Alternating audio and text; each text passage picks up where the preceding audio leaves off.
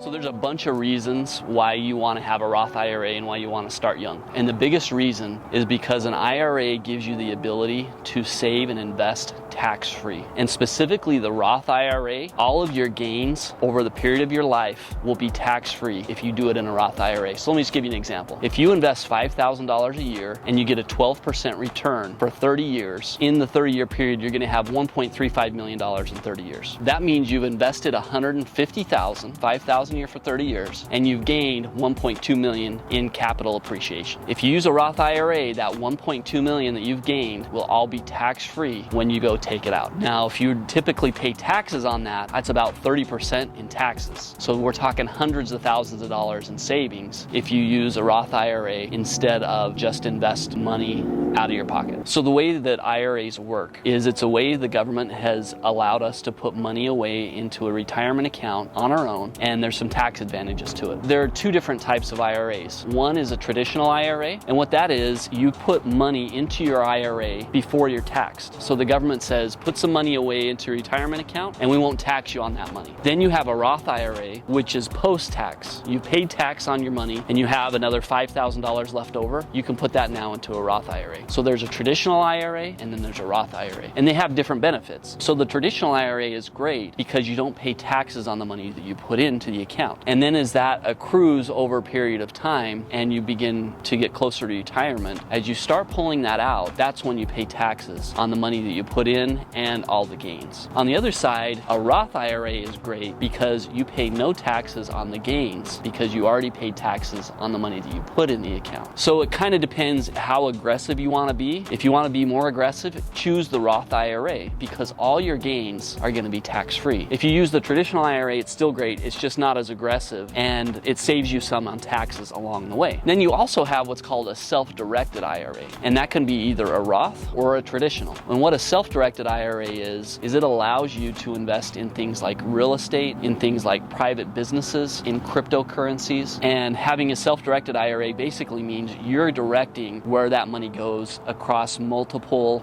different assets if you want. You can also keep it as just a regular IRA with Fidelity or with TD Ameritrade or a Schwab account and invest in mutual funds and stocks. So if you put it in as a self-directed IRA, that's how you can invest in real estate. That can even be your own real estate. Let's say you go flip a home and you have $50,000 in your IRA, you can use your self-directed IRA funds to finance that $50,000, and then all your gains stay in your retirement account and you pay no taxes on them. Just keep in mind, you can't use that money until you're retired. You can't access it. So this is strictly money that you're putting in, that you're banking into an account to use later. You can put in right now $6,000 a year into an IRA account. So the government restricts how much you can put in an account because it's such an advantage. They don't want people putting in tens of thousands or hundreds of thousands in IRAs a year. So you have a limit of how much you can put in a year. Right now it's $6,000. But the one catch is if you work at a company and you build a 401k and you leave that company, you can roll that over into an IRA. And that's what I did at my job. I had a 401k when I left the company. I rolled it into an IRA and it was a Roth IRA. And so it gave me a chunk of money in that balance to start with. And then every year I'm very consistent about putting the max that I can into that account to continue to grow the balance. And for me, it's my backup plan. I don't want to access that money till I'm 70 years old, but I want it to grow as much as I can, tax-free. And then when I pull the money out, then I don't have to pay taxes on it, which is the great thing. There's a couple stories around IRAs. So if you remember when Mitt Romney ran for president a few years ago, in his financial disclosures, he had an IRA that was worth hundreds of millions of dollars because he was in the private equity business. So he invested in those businesses really early on with his IRA when the share price was really small. And as they grew over 10, 15-year period, his IRA value went